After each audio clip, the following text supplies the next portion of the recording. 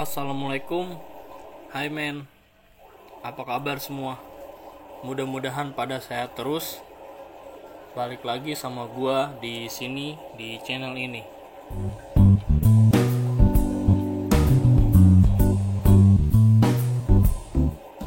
Di video sekarang gua mau berbagi cerita. Jadi kemarin itu ceritanya Mas Koki Ryukin gua sama oranda gua ini pada luka-luka merah gitu. Gue pikir itu cuma karena luka-luka biasa, yang paling juga sembuh sendiri seiring perawatan akuarium gue. Selang 3 hari, kok malah makin gak lincah si ikan. Akhirnya gue karantina deh. Gue taruh di tank karantina. Terus gue kasih garam ikan sama plus akrilavin, dengan asumsi bisa menyembuhkan Mas Koki gue ini. Selang 2 hari, ternyata sama aja, gak ada perubahan. Akhirnya, karena gue penasaran, gue perhatiin dah tuh si ikan. Ternyata luka-luka merah itu diakibatkan adanya kutu jarum di badan Mas Koki gue.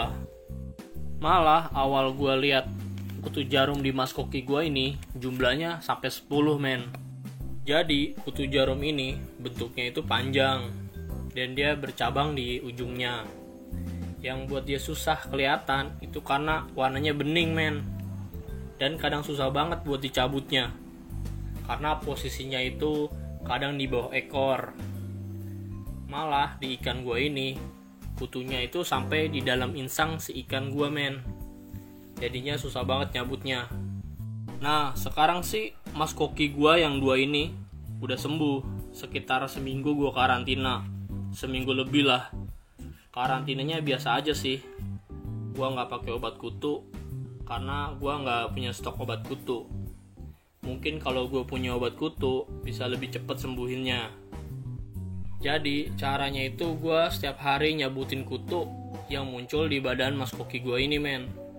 Jadi hari ini gue cabut, udah bersih, besoknya pasti muncul lagi men. Sampai benar-benar 3 hari si kutu nggak muncul lagi di badan si ikan Mas Koki ini. Baru dah gue masukin ke tank ini lagi. Oh iya, tank gue ini juga langsung gue kuras total 100% sebelum gue masukin ikan lagi, karena ditakutkan masih ada kutu yang lainnya di tank ini. Makanya kenapa kita beli ikan Mas Koki di orang kadang kutuan. Tapi jangan salahin sellernya, karena memang pas di tangan seller itu nggak ada kutunya.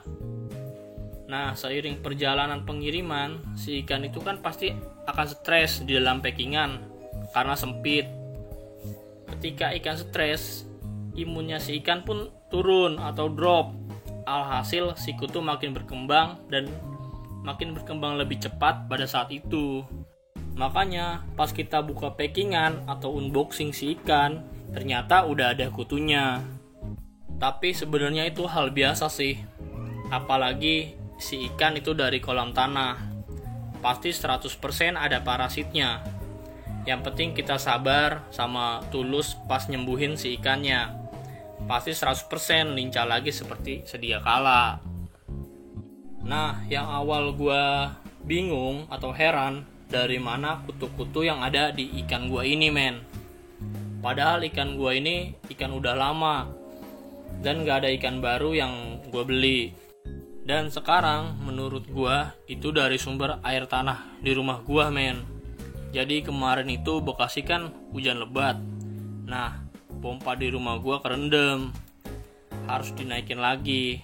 Nah setelah perbaikan, tukang pompa yang turun ke bawah tanah itu mengakibatkan sumber air di rumah gua itu jadi keruh.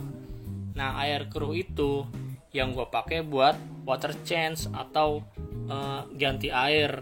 Nah mungkin bisa jadi karena air bawah tanah itu yang keruh, ada telur-telur kutu jarum yang ikut ke bawah. Kalau menurut lo gimana? Bisa jadi nggak sih? Oke, mungkin segini dulu video dari gua. Semoga ada manfaatnya. Sampai jumpa di video selanjutnya. See you.